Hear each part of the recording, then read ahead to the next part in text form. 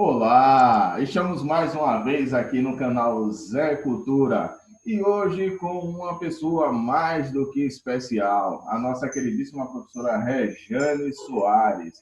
Rejane é formada em História e hoje é um dia histórico a ser comemorado. É o Dia da Consciência Negra. Então vamos falar um pouco sobre a consciência negra e sobre outras consciências que nos leva ao preconceito e à discriminação ao nosso cidadão. Com vocês, professora Rejane Soares. Olá, pessoal. Que bom aceitar esse convite. Muito obrigada pelo convite. Fico feliz porque, como eu costumo dizer aos meus alunos, história é vida e a história está sempre em construção. Hoje, como você falou, eu nem considero um dia de comemoração, não. É mais um dia para uma reflexão, é mais um dia para a gente colocar em pauta a questão do respeito, do preconceito, da xenofobia, que infelizmente a maior parte da população negra sofre.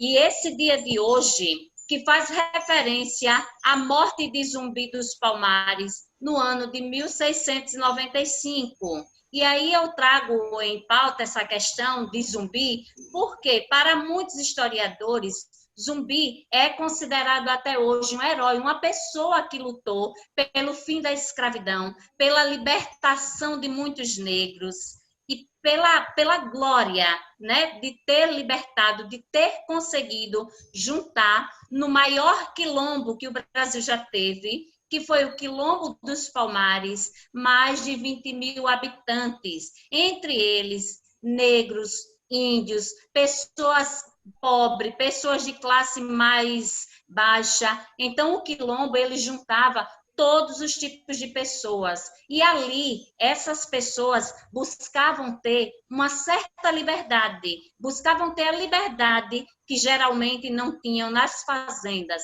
que geralmente não tinham quando eram castigados, que geralmente não tinham quando eram perseguidos. E os quilombos foi uma forma de resistência para muitos negros.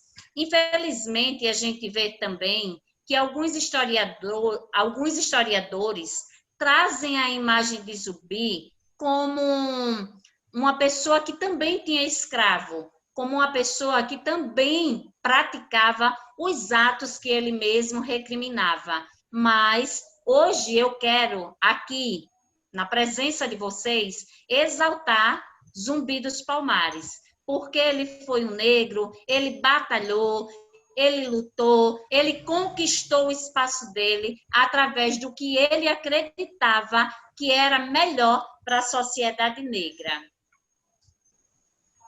Diante da situação, nós vemos hoje em dia muita gente assumindo a sua cor, a sua condição, o seu cabelo. E aí, esse preconceito, esse dia da consciência negra, será que contribuiu ou vem contribuindo para que as pessoas se assumam como elas são? Seja ela negra, seja ela oriental, seja o cabelo bom, cabelo crespo. O que é que você tem a dizer sobre isso? Eu acredito sempre na liberdade, não é? Na liberdade de expressão, na liberdade de você se mostrar como você gosta de ser vista. Então, cada um tem que se aceitar do jeitinho que é. E cada um que está ali convivendo com essas pessoas também tem que aprender a respeitar.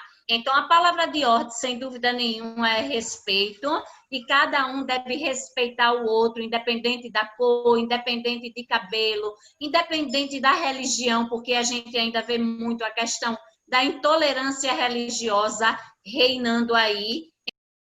Nós temos como assim, uma representatividade da arte negra, o batuque dos tambores. Né? Então, quando a batida dos tambores, que é um som prazeroso de se ouvir, pelo menos eu gosto muito dessa batida negra, né? Vamos dizer assim. E aí, quando essa batida acontece, as pessoas já julgam de forma diferente. Então, aquilo que vem da arte negra gera o preconceito, o reggae, o candomblé, que usa os tambores. Se bem que a Bahia faz isso muito bem, não é? Apresenta muitos tambores e a arte negra dessa forma. Você acha que na Bahia seria um, um lugar para disseminar e diminuir esse preconceito? Eu fui à Bahia o ano passado e, assim, gostei demais. Eu amei visitar aquele lugar, que lugar maravilhoso.